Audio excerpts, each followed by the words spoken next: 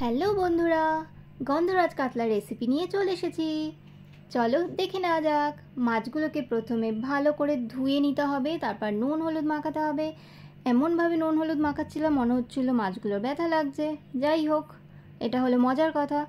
তার মধ্যে একটুখানি গন্ধরাজ লেবুর জেস্ট দিয়ে আধ ঘন্টার জন্য ঢেকে রেখে দিতে হবে। উপকরণগুলো দেখে নাও: লঙ্কা, টক দই, পোস্ত আর কাজু আর আমন্ড। সব উপকরণগুলো একটা মিহি পেস্ট বানিয়ে নিতে হবে। তারপর ফ্রাই প্যানে তেল দিয়ে মাছগুলোকে শ্যালো ফ্রাই করে নিতে হবে। ডিপ ফ্রাই একদমই চলবে না। তারপর অবশিষ্ট তেলের মধ্যে সেই মশলাটা দিয়ে ভালো করে কষাতে হবে যতক্ষণ না তেল ছাড়া ছাড়া হচ্ছে। আর নুন আর মিষ্টি ব্যালেন্স করার জন্য। আর জানো তো, রান্নাতে মিষ্টি দিলে সম্পর্কগুলোও মিষ্টি হয়, সেই জন্য মিষ্টি মাস্ট, মানে অল্প। তারপরে ভালো করে কষিয়ে নেওয়ার পর ঈষৎ উষ্ণ জল দিয়ে একটু টকবক করে ফুটতে দিতে হবে।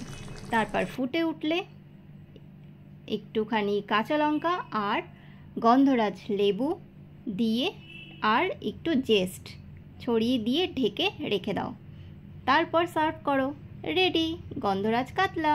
সারা ঘর মমা করছিল, আর খেতে কিন্তু ভীষণ টেস্টি হয়েছিল। তোমরাও যদি ট্রাই করো একবার অবশ্যই আমাকে কমেন্ট করে জানিও। আর কেমন লাগলো রেসিপিটা কমেন্ট করতে ভুলো না কিন্তু। টাটা, বাই বাই, ভালো থেকো সবাই।